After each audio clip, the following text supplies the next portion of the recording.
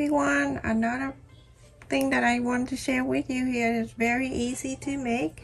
I have cut two fabric here that is 12 by 12 inches square piece, and I cut the interface in here 11 inch and half square piece, and I iron on the wrong side of the main fabric.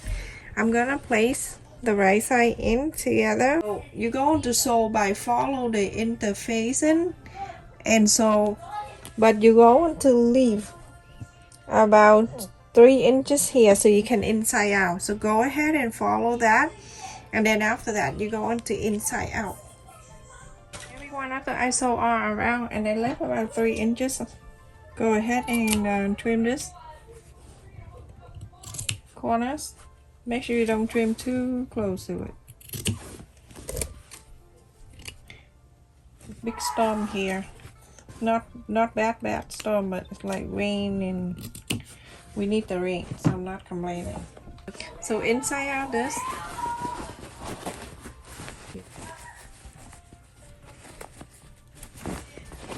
when you place the interfacing and then you sew, everything looks so perfect in this line up for you.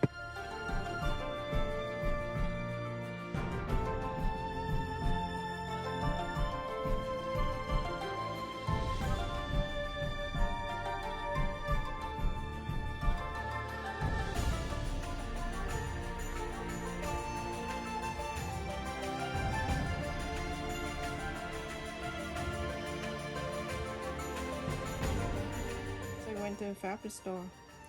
It's big, so I always like looking for something in the front. I never went back to the back. The other day I asked the store owner, and I said, you don't have a Christmas fabric? And she's like, no, because everything is now is so hard to find, so high to order, too much money for shipping and printing and things like that. Anyway, so whatever, so I just wrap whatever in the front.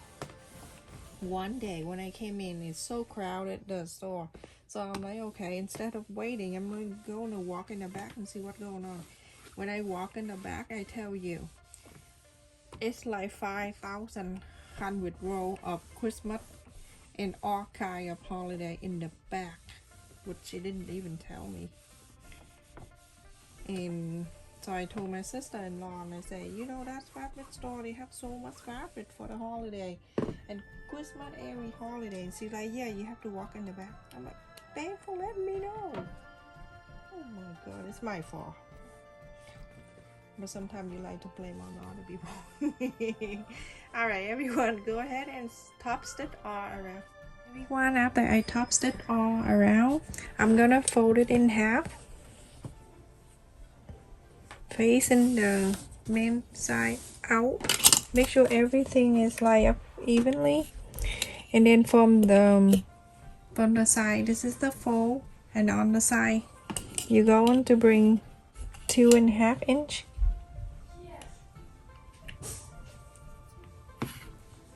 You can just mark the side there, and then this side 2.5. Connect this line. Same thing to this side, 2.5, and then 2.5. Connect.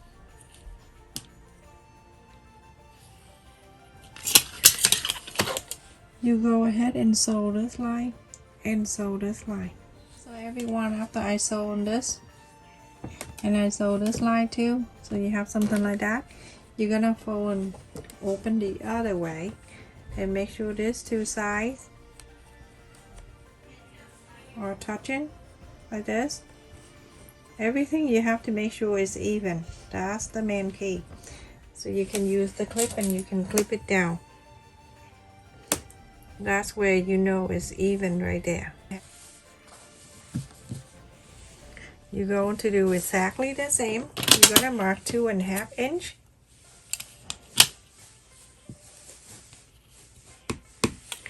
And then on this side, 2.5.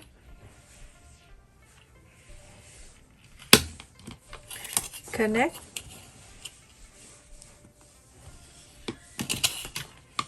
You're going to sew exactly the same like you did sew this line, and then on this side you're going to do exactly the same. Make sure you push the side down and everything have to be even like that. 2.5 inch, 2.5, and connect.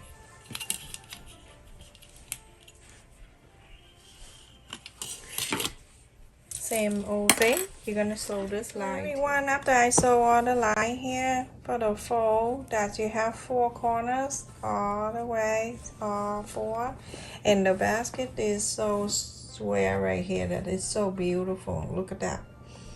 This is the option you can do. One of the similar basket like this I make in the past, but when I flap this down, this is the old style I have in the past.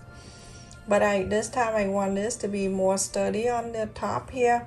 So I'm gonna flap this down, but when I flap it down, you see the side with my thumb here and then one the side here.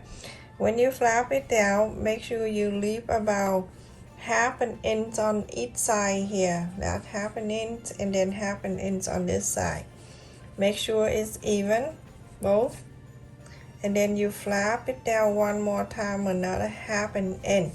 So it shows a little bit of the white here. That is so beautiful. Let me just clip the middle one right here first.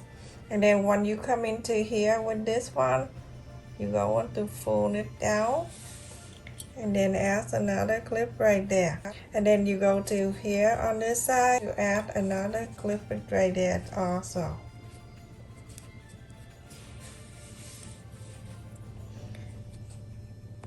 Like this.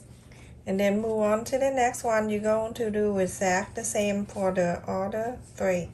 So like that, 1/2 inch on the side, 1/2 inch on this side, fold it down another 1/2 inch. Make sure this pointy right here is even with this pointy right here. And then you're going to clip the middle one first, so just to hold this pointy, and then flap this side. You clip it down, and then on this side, and then clip it right there. So continue to do so to the other 2. So all the way, even if you fold it, you'll be able to sew anyway, put on the sewing machine, and then sew all the way to around the top. I use needle size 12 when I'm sewing the thick one. So if you use 11, you can change into 12. Check in my description box for information there, everyone. Just so you know, everyone, when you sew something that round and you want it to wrap around in your sewing machine at the board here, you can take this out. When you take this out, it's easier for you to go all around it. You can leave this right in here.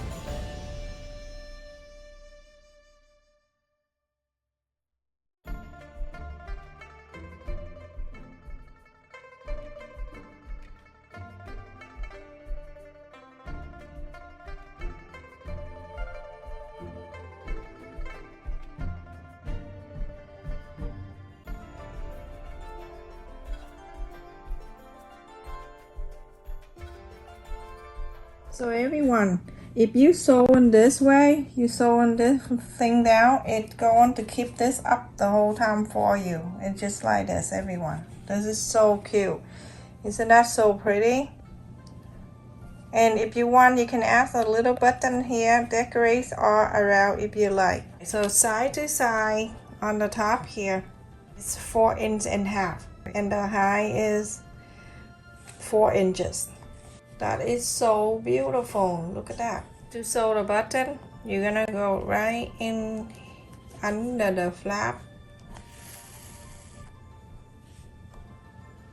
The button right here.